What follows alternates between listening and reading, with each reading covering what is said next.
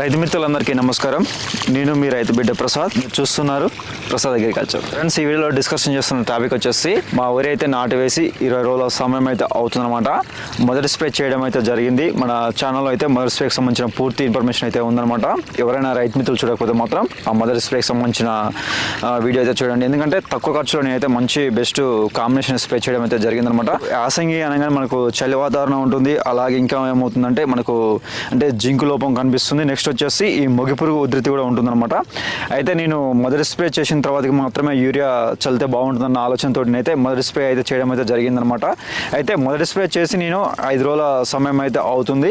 అందుకని ఈ రోజు అయితే నేనైతే యూరియా చల్లడానికి అయితే రావడం అయితే జరిగిందనమాట. మొదటి దఫా ఎరువులలో ఎలాంటి ఎరువులు కలిపి చల్లుతున్నాను అన్న దాని గురించి అయితే పూర్తి ఇన్ఫర్మేషన్ అయితే ఈ వీడియోలో అయితే ఉంటుందన్నమాట. నేనైతే ఏ వీడియోలోనైనా మంచి ఇన్ఫర్మేషన్ అయితే ఇవ్వడం అయితే జరుగుతుందన్నమాట. ఖచ్చితంగా నేనైతే వీడియోలో అయితే మీకు తెలవని ఇన్ఫర్మేషన్ ఖచ్చితంగా ఏదో ఒకటి ఒక ఇంపార్టెంట్ అంటే మ్యాటర్ అయితే చెప్పడం అయితే జరుగుతుంది. వీడియోని అయితే లైక్ చేయండి. ఉన్నటువంటి వాతావరణం అనేది ప్రతికూలంగా ఉంది కాబట్టి మనం అయితే సరైన ఎరువుల యాజమాన్యం అయితే చేయాల్సిన అవసరం అయితే ఉంటుందన్నమాట.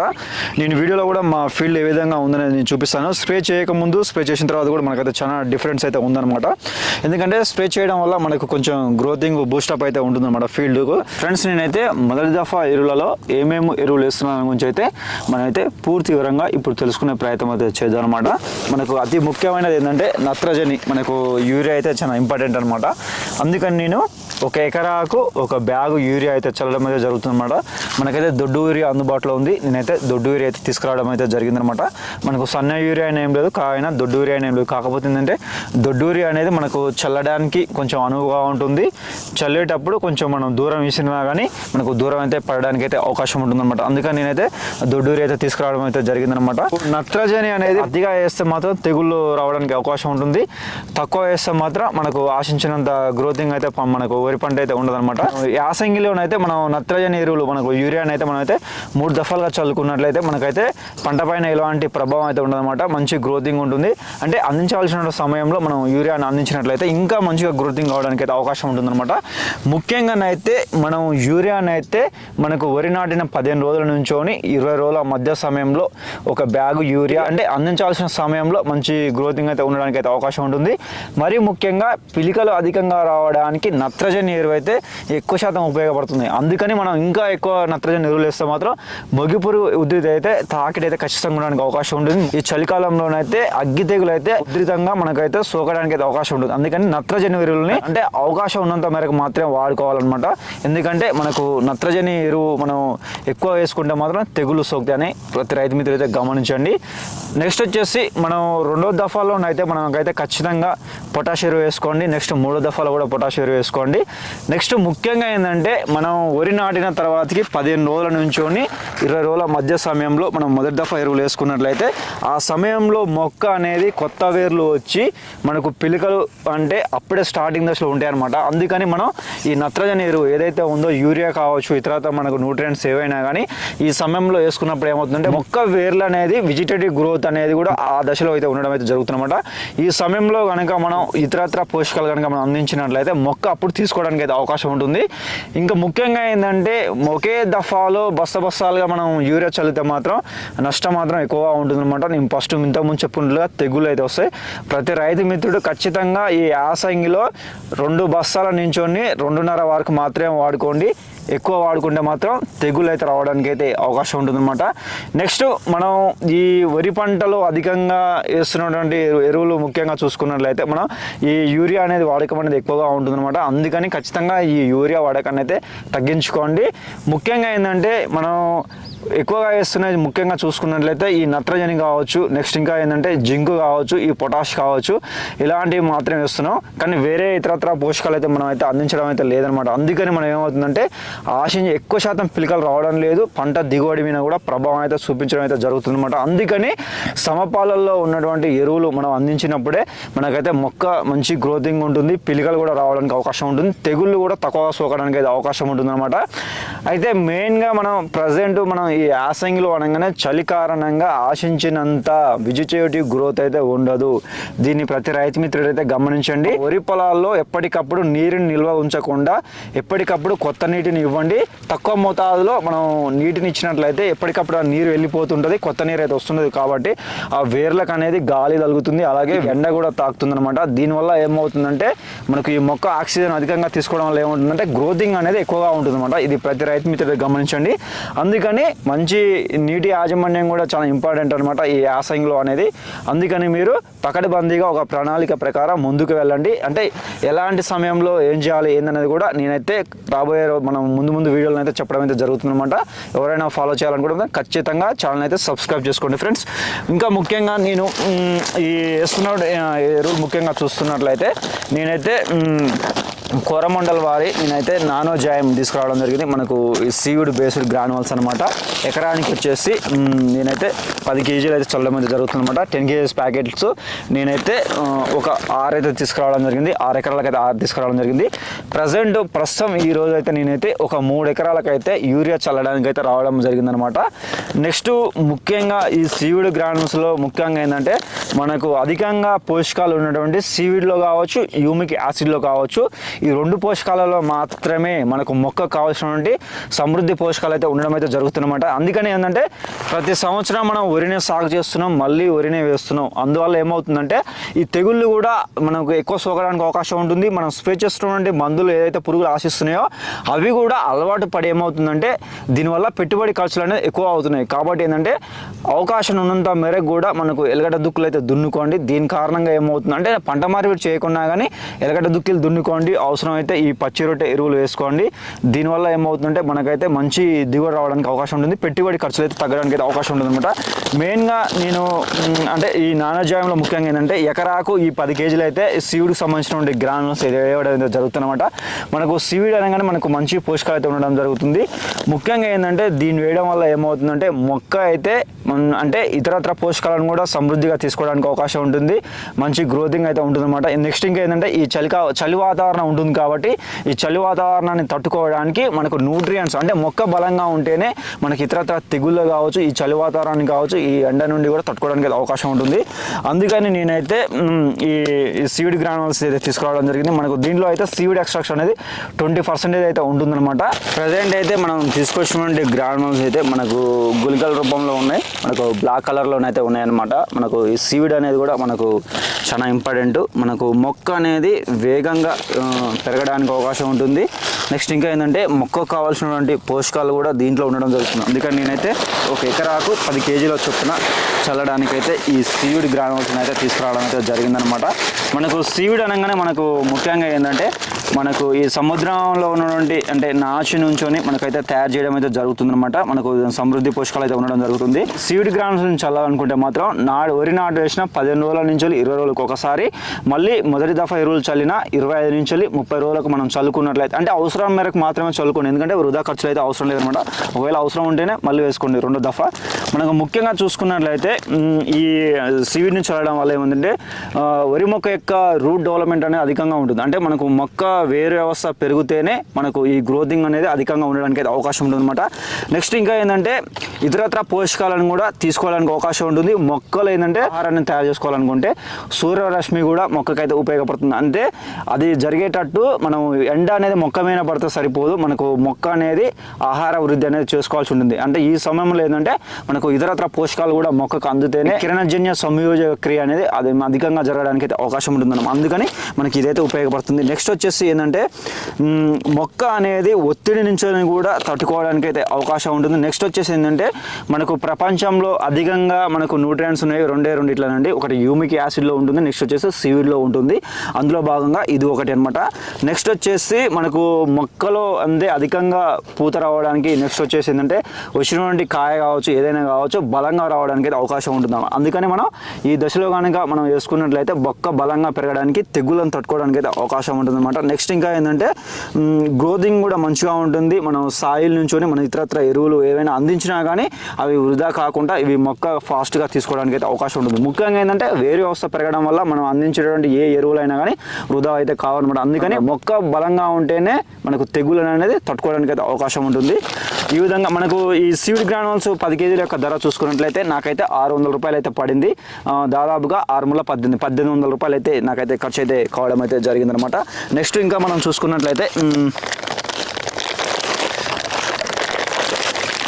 ఒక పాడికింగ్ అయితే నేనైతే 3 ప్యాకెట్లు అయితే తీసుకురావడం జరిగింది. దాదాపుగా ఏంటంటే నేను గతంలో మనం ఖరీఫ్లో కావచ్చు నెక్స్ట్ వచ్చేసి అంతకుముందు రబీలో కూడా కావచ్చు, అంతకుముందు ఖరీఫ్ రబీలో కూడా కావచ్చు నేనైతే వేయడం అయితే జరిగిందనమాట.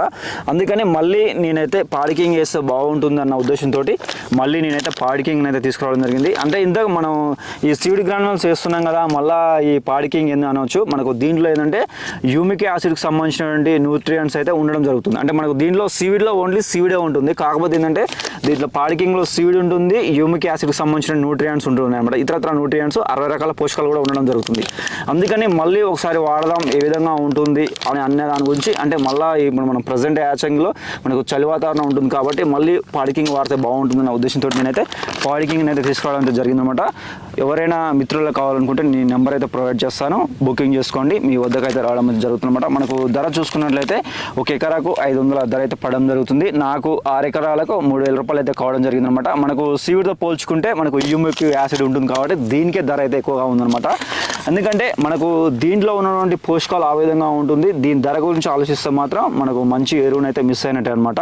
అందుకని మళ్ళీ మనం చల్లితే బాగుంటుందన్న ఉద్దేశంతో నేనైతే మళ్ళీ పాడికింగ్ అయితే తీసుకురావడం అయితే జరిగిందనమాట. ఎందుకంటే గతంలో కూడా మనం దీన్ని చల్లినాం, మన ఛానల్లో కూడా ఉన్నాయి వీడియోలో. ఎవరైనా రైతు మిత్రులు మిస్ అయితే మాత్రం వాటికి సంబంధించిన వీడియోస్ కూడా చూడండి, చూద్దాం మళ్ళీ. ఎందుకంటే ఉన్నది 1 కేజీ కానీ మోతాదు 1 కేజీ కానీ దీని యొక్క ఉపయోగం అనేది అధికంగా ఉంటుంది. ఎందుకంటే ముఖ్యంగా ఏంటంటే మనకు దీంట్లోనైతే మనకు ముఖ్యంగా చూసుకున్నట్లయితే మనకు దీంట్లో హ్యూమిక్ యాసిడ్ అనేది ఉండడం జరుగుతుంది. అందుకని మనం మళ్ళీ దాంట్లో సీడే ఉంటుంది కాబట్టి మళ్ళీ హ్యూమిక్ యాసిడ్ పంటకు అందాలి కాబట్టి నేనైతే తీసుకురావడం అయితే జరిగిందనమాట. చూడండి దీని యొక్క క్వాలిటీ అనేది మనం దీన్ని చూస్తేనే అర్థమవుతుంది. మనకు దీన్ని కనుక మనం ఒకసారి వాటర్లో వేసి టెస్ట్ చేస్తే మాత్రం సింపుల్గా మనకు దీని యొక్క అంటే తేడా అనేది తెలిసిపోతుంది అనమాట. ఎందుకంటే మనం దీన్ని వాటర్లో వేయగానే మనకు తొందరగా స్ప్రెడ్డింగ్ అయితే కావడమే జరుగుతుంది అనమాట. ఎందుకంటే మనం ఇది చల్లేటప్పుడు ఖచ్చితంగా హ్యూమిక్ యాసిడ్ అలాగే ఈ సీవిడ్ కావచ్చు ఇలాంటివి ఏదైనా చల్లుతున్నట్టు మాత్రం పల్చగా నీటిని అయితే ఉంచండి. ఒకవేళ బురద పదంలో కాకపోయినా కానీ కొంచెం పల్చగా నీటిని అయితే ఉంచి చల్లండి. ఎందుకంటే మరీ ఎక్కువగా అధిక నీటిని పెట్టుకోకుండా మనం కొంచెం పలచగా కొంచెం బురద పదం అటు ఇటుగా ఉన్నట్టు పెట్టుకోండి.